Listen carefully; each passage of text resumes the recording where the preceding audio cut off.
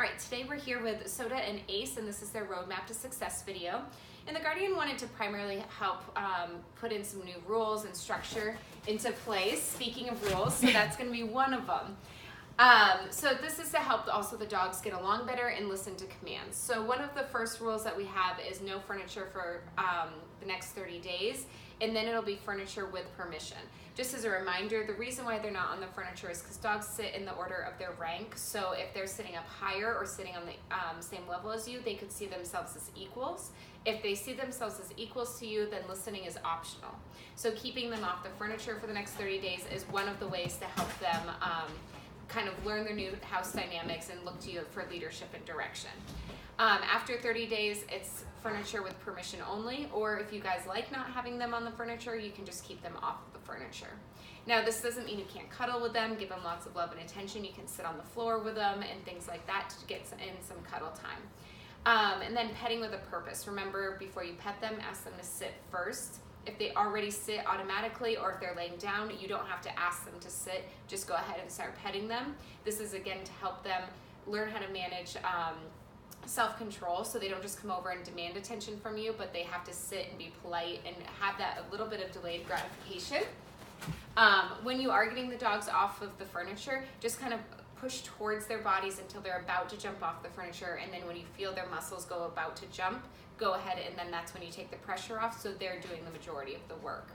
Another rule that you want to enforce is having them sit before going through doorways, so when they go outside to go to the bathroom, have them sit first. It might be helpful to do one dog at a time in the beginning, depending on how well this goes. So just have one dog sit and then let them out. Or if you have both dogs there and one dog sits and the other is kind of not listening very well, then go ahead and let the dog that's being well behaved outside to gain that privilege. Good boy. That was much better. Good boy. So that way you can you treat them unequally, you treat them in the favor of who's being better behaved. That's the same thing for coming inside and anything else. If you ask both dogs to sit and one sits first, pet that dog first or give them attention. Do give them a privilege for being better behaved.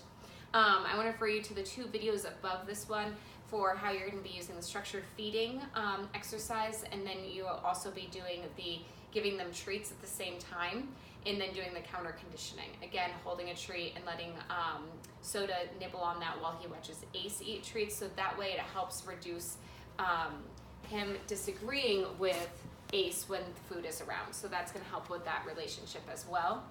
And then you should be practicing that as often as you can, if you can, once a day. Also going through the leadership exercise once a day. Remember, that's the one where you put the treat on the floor and you have that invisible boundary, and then you have the dog stay out of that circle until, good boy, until you give them permission.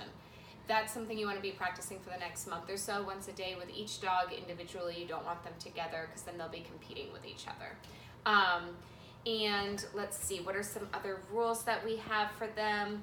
Mostly just trying to help manage their relationship. If you see that one of them is kind of getting bullied or picking on each other, you can go ahead and separate them. But watch their behavior. If they can sort things out on their own without it escalating too much, go ahead and let them do so they can figure out that dynamic. And you can use that invisible boundary situation in other areas of the house. So you can train them to not go into the kitchen when you're making dinner, or you could have them stay out of the living room when you're eating. Whatever you want to do, you can set those boundaries just like we did in the video for the structured feeding exercise, and do the exact same process just wherever you want that new boundary to be. And then last, I want to remind you that everything you do trains your dog, only sometimes you mean it.